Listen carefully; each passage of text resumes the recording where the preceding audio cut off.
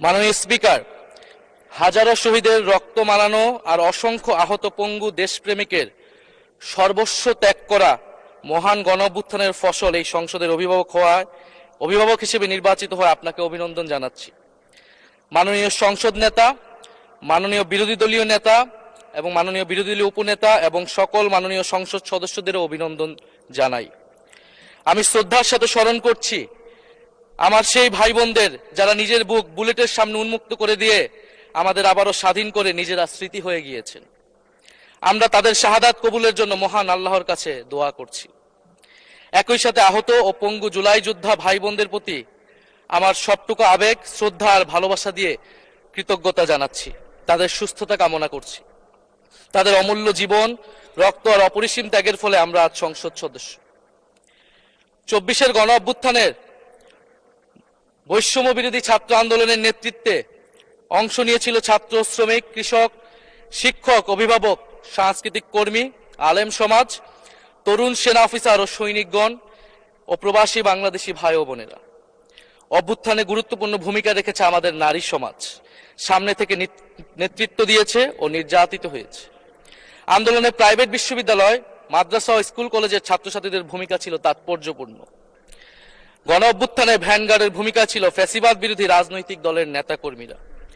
স্মরণ করছি ছাত্রদল, ছাত্র শিবির, ছাত্র শক্তি, ছাত্র অধিকার পরিষদ এবং বিভিন্ন ইসলামপন্থী ও বামপন্থী ছাত্র কর্মীদের যারা সাহসিকতার সাথে লড়াই করেছিল বৈষম্য বিরোধী ছাত্র আন্দোলনে।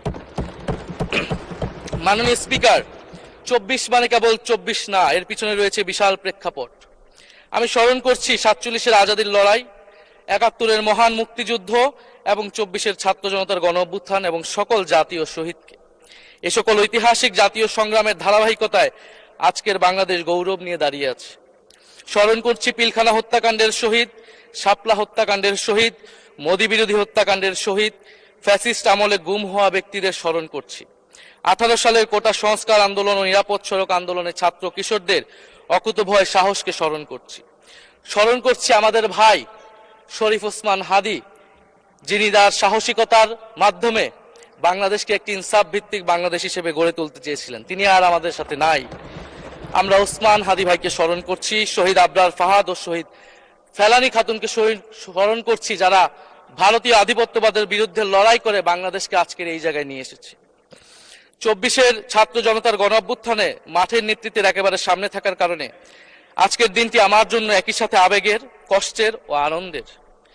আমাদের সংগ্রামের সাথী শহীদ আবু সাইদ, শহীদ মুগ্ধ, শহীদ ওয়াসিব, 4 বছরের শিশু আহাদ, 6 বছরের শিশু রিয়া গোপ সহ প্রায় 150 শিশু শহীদ। মাননীয় স্পিকার, পুলিশের এপিসি থেকে ফেলে দেওয়া শহীদ ইয়ামিন, সাভারের আশুলিয়ায় ভ্যানের উপরে জীবন্ত অবস্থায় আগুনে পুড়িয়ে মারা কিশোর শহীদ সজল সহ অগণিত মানুষের স্মৃতি আমাকে প্রচন্ডভাবে নাড়া দিচ্ছে। মাননীয় স্পিকার,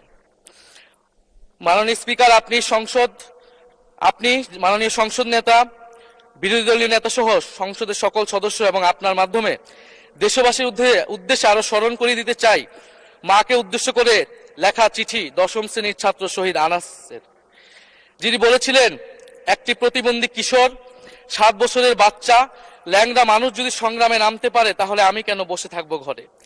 একদিন তো মরতেই হবে, তাই মৃত্যুর ভয় করে স্বার্থপরের মতো ঘরে বসে না থেকে সংগ্রামে নেমে গুলি খেয়ে বীরের মতো মৃত্যু অধিক শ্রেষ্ঠ। যে অন্যের জন্য নিজের জীবন বিলিয়ে দেয় সেই প্রকৃত মানুষ। আমি যদি বেঁচে না ফিরি তবে কষ্ট পেও না, গর্বিত হয়েও জীবনের প্রতিটি ভুলের জন্য ক্ষমা চাই। আনাস তার মাকে এই চিঠি লিখে রাস্তায় নেমে গিয়েছিলেন, শহীদ হয়েছিলেন। মাননীয় স্পিকার, যাদের আত্মত্যাগের কারণে আজকে আমরা এখানে বসে কথা বলতে পারছি। মাননীয় স্পিকার, জুলাই গণ অভ্যুত্থানের সাথে জড়িয়ে আছে দেশনেত্রী বেগম খালেদা জিয়ার সংগ্রাম ও তার আত্মত্যাগ। ওনার সংগ্রাম অনুপ্রাণিত করেছিল বাংলাদেশের তরুণ সমাজকে আত্মত্যাগ করতে, আত্মহুতি দিতে গণ অভ্যুত্থানে। আমরা আজকে তাকে শ্রদ্ধার সাথে স্মরণ করছি।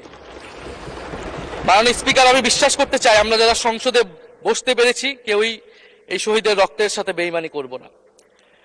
কারণ জুলাই গণ অভ্যুত্থান মানে শুধু জুলাই গণ অভ্যুত্থান নয়, এটি নতুন বাংলাদেশের আকাঙ্ক্ষা।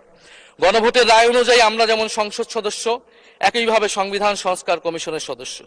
আমাদের সরকারি দলের বন্ধুরা অবিলম্বে সংবিধান সংস্কার কমিশনের সদস্য হিসেবে শপথ নেবেন বলেই আমরা বিশ্বাস করি। আমরা একই সাথে গণতান্ত্রিক সংস্কারগুলো সাধন করতে চাই। 70% মানুষ গণভোটে তাদের রায় জানিয়ে দিয়েছে মাননীয় স্পিকার। গণতন্ত্রে জনতার রায় সার্বভৌম, তার উপর কোনো আইন বা বিধান চলতে পারে না। মাননীয় স্পিকার, আমরা বিচার চাই, জুলাই গণহত্যার বিচার চাই, শরীফ ওসমান হাদী হত্যার বিচার চাই, গুম খুনের বিচার চাই, বিগত সময়ে হওয়া লুটপাট এবং দুর্নীতির বিচার চাই। জুলাই মানেই নতুন বন্দোবস্ত, গণতান্ত্রিক অন্তর্ভুক্তিমূলক বৈষম্যহীন দেশ।